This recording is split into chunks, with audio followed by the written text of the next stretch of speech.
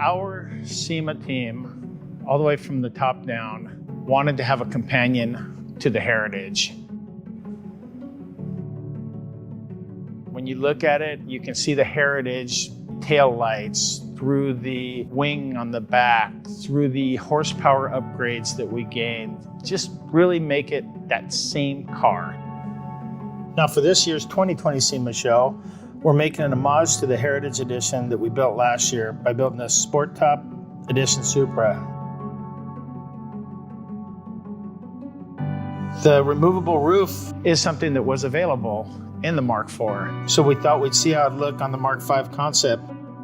When the roof is off, there will be no bar down the center. It will be a completely open top. See, with this curvature here, we'll have to put a piece in, another piece in here, and then it'll come straight down onto something we build here.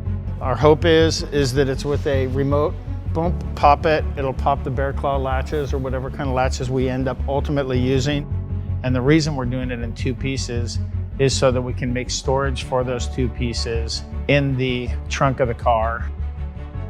When it comes to SEMA, you're usually one and done. But we had no idea we were gonna do a second Heritage Edition. This is one time where it would have been nice to scan all the parts and have everything laid out so that we could just basically send the files over to somebody and say, reproduce this. Biggest thing too was to keep the flow and the shape of the car as natural as possible.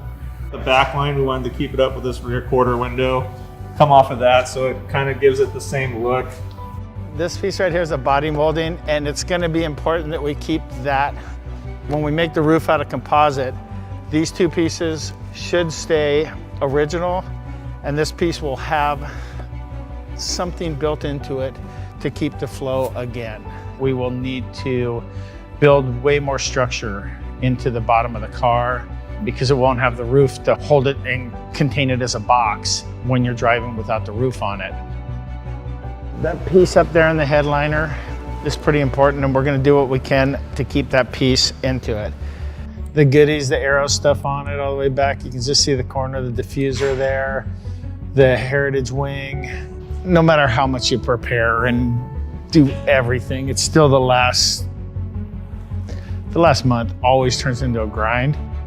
It's our goal to do something more and more crazy every single year. We do these extra mile things that make it really cool. We've made a little bit of headway on the Sport Top Heritage Supra. As I said before, Rich was going to work on making the diffuser a little bit more efficient. He not only did that, but he also made it a little bit more OE quality, having the time to think about the things that he wanted to improve off the last one. We also have the flow coming from the bottom of the car onto it, smoothed out a little bit. The exhaust is well on its way. The downpipe is in. The location of the pipes coming out the back are also in place now. Here's the diffuser. As you can see, it's completely hand-built. 2-in-1, all stainless. Center exhaust over there. The subtleties is what you'd notice the most if you put both cars by each other. There's just little improvements in this, and then there's way more repeatability also. We were worried with not having a roof in it, it could fold right here. So we went all the way back to the back of the tub there, all the way up into the engine bay here. From underneath on a lift with all the stock panels in, you shouldn't even be able to know that anything happened here. We've also done a lot of conceptualizing on where to cut the roof. Way more complicated than we thought in the beginning. The day we cut the roof off this thing is the day we can't turn back. So cutting a roof off a car is not uncommon in what we do, but usually we're putting it back stock the way it was. We're not worried about it. Cutting a car and making it something it wasn't is not something that we've done. So it's gonna be very interesting, like I said, to be a part of this, cut the top off and see what happens. I think we're all a little on edge to know what is gonna happen when it happens. We brought the Supra up to the shop yesterday, get it all prepped, get everything ready because today is kind of a red letter day. Steel was a little harder to cut through than I expected. We tried with an air saw first. We got nowhere real fast. We were 20, 30 minutes into it and it only moved the line about 1 inch. And I'm like, oh no, this is gonna be a lot harder than we both thought it was gonna be. The fact that he reacted the way he did and said, all right, let's try something different. I love that. I love working with people like that who aren't so locked into their box. 10 minutes later, we're halfway done. I think it's an iconic thing for the car to have a removable hardtop. So I think the first one to cut the top off, to bring it to surgery, put it under the knife, I'm pretty honored to be a part of that. Really happy with the way the lines were cut on it. We still have a lot of cleanup left to do on it. Obviously, it's a work in progress, but man, oh man, it feels good to be able to actually see what it's going to look like in 3D instead of on a rendering. I'll probably sleep tonight. Been stressing a lot about this with regard to cutting out a huge part of the structure of the car. I hope that everybody else loves it as much as I do already.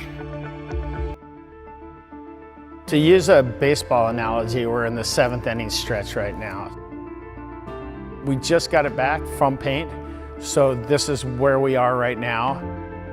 We honestly thought in the beginning that we would be cutting the top out and then using that same top as a piece to fill the gap.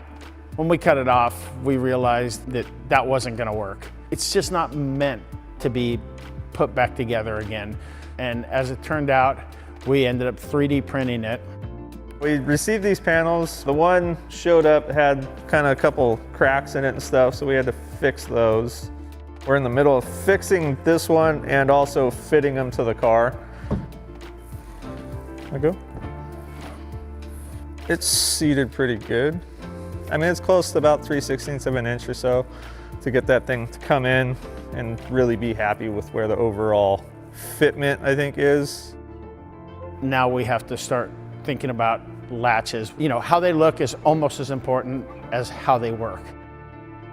Yeah, we'll do a pin or a latch somewhere on this side. And then up here, we're thinking about maybe doing something where it's a slip fit with a little clamp device. That one we're kind of still working on.